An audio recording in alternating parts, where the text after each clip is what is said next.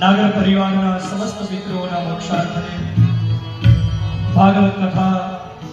के જ્યારે સમાપન તરફ જઈ રહી છે આ કથાના યજમાન શ્રીમાન પ્રદીપભાઈ એમના સુપુત્ર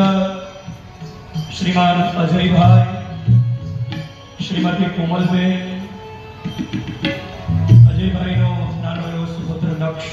અને એમનો આખો પરિવાર મહેનતથી કમાયેલી એની લક્ષ્મી મહેનતથી કમાયેલો એનો રૂપિયો એમણે એમના માતુશ્રી